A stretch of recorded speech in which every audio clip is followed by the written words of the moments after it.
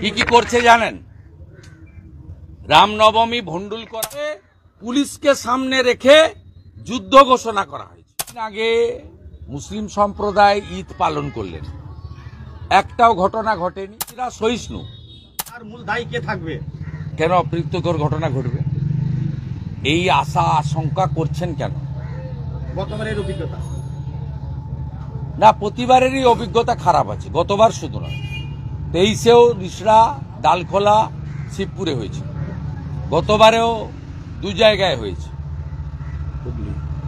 হ্যাঁ, মানে তার 23-এ হুগলিতে হয়েছিল। গতবারে আপনার এগরাতে একটা ঘটনা ঘটেছিল, আর মুর্শিদাবাদের শক্তিপুরে ঘটেছিল। তার আগের বারে হুগলি, রিসড়া, ডালখোলা, উত্তর দিনাজপুর এবং শিবপুরে। বিষয়টা হচ্ছে কেন হবে? যে মাটিতে আমরা দাঁড়িয়ে আছি, এই মাটিতে 112 ফুট উঁচু দুর্গা মূর্তি তৈরি হওয়ার পরেও পুজো করতে দেয়নি মমতা ব্যানার্জির সরকার। অথচ উত্তর 24 পরগনায় 110 ফুট উঁচু মূর্তি পুজোর অনুমোদন পেয়েছে তৃণমূল কংগ্রেসের এক কাউন্সিলরের পুজো। এদের যে মানসিকতা, এটাতেই খুব পরিষ্কার। এই রানাঘাটের পাশেই গ্রামে মূর্তি তৈরি করে পুজো করতে পারেনি, তাদের চোখের জল ফেলতে হয়েছে। তাই এই সরকার কমপ্লিটলি হিন্দু বিরোধী সরকার, যার মুখ্যমন্ত্রী 2024-এর 22শে জানুয়ারি রাম মন্দির উদ্বোধনের দিন একমাত্র মুখ্যমন্ত্রী মিছিল করেন কলকাতার পার্ক সার্কাসে। যে মুখ্যমন্ত্রী মহাকুম্ভকে মৃত্যুকুম্ভ বলেন, যেখানে 66 কোটি হিন্দু স্নান করেছে, এই মুখ্যমন্ত্রী কয়েকদিন আগে ঈদের দিন নামাজে অংশগ্রহণ করে হিন্দু ধর্মকে গন্দা ধর্ম বলেছেন। এগুলোর পরে আর নতুন করে এই সরকার তৃণমূল যে হিন্দু বিরোধী, আর কিছু প্রমাণ লাগবে বলে আমার মনে হয় না। জাগো হিন্দু, ঐক্যবদ্ধ হও। হিন্দু যদি বাঁচতে চাও, বিভেদ ভুলে এক হও। সরস্বতী পূজায় শক্তি দেখিয়েছ, কালকে শক্তি দেখাও। বাড়িতে থাকবেন না, রাস্তায় নামুন, ঘরে ধ্বজ তুলুন, মোটর বাইকে ধ্বজ লাগান, দেখা হলেই জয় শ্রীরাম বলুন, কপালে তিলক লাগান।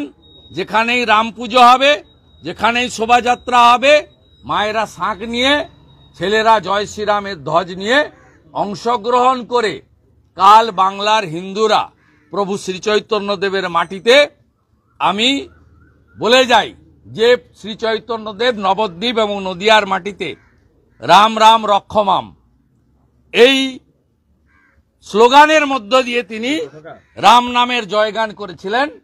এই মাটি থেকে শ্রী রাম নবমীর শুভেচ্ছা এবং সফলতা কামনা করি। আপনার কিছু?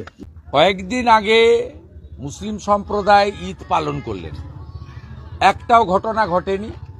তার কারণ সনাতনীরা নিজ ধর্মে আস্থা রাখে, অপর ধর্মে শ্রদ্ধা রাখে। এটা স্বামী বিবেকানন্দের মন্ত্র।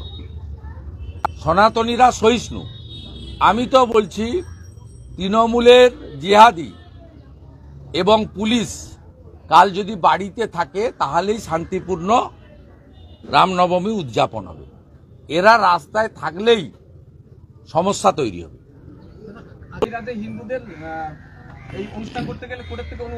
কি কি করছে জানেন? রামনবমী ভণ্ডুল করার জন্য কি কি করছে জানেন? 50 জন বিজেপির যুব নেতা ডালখোলাতে, তাদেরকে আজকে নোটিশ দেওয়া হয়েছে। 50 জন বিজেপির যুব নেতা ডালখোলাতে, তাদেরকে আজকে নোটিশ দেওয়া হয়েছে, ম্যাজিস্ট্রেটের নোটিশ। 1 লক্ষ টাকার বন্ড লিখতে হবে। ডালখোলাতে 23 সালে জিহাদিরা হামলা করেছিল হিন্দুদের উপরে রামনবমীতে। 17 জন জিহাদি আমার করা এনআইএ মামলায় গ্রেপ্তার হয়েছে। অথচ সেখানকার হিন্দু যুবকদেরকে, তাদেরকে 1 লক্ষ টাকার বন্ড দিতে হচ্ছে। খড়গপুর থেকে খবর এলো তিনজন হিন্দু জাগরণ মঞ্চের যুবককে বলা হয়েছে কাল সকাল 6টা থেকে সন্ধ্যে 6টা খড়গপুর কোতোয়ালি টাউন থানাতে তাদেরকে এখানে ডিটেন্ড করা হবে বসে থাকতে, মোবাইল ফোন জমা দিয়ে। এ তো যুদ্ধ ঘোষণা করেছে হিন্দুদের বিরুদ্ধে। হিন্দুদের বিরুদ্ধে পুলিশকে সামনে রেখে যুদ্ধ ঘোষণা করা হয়েছে।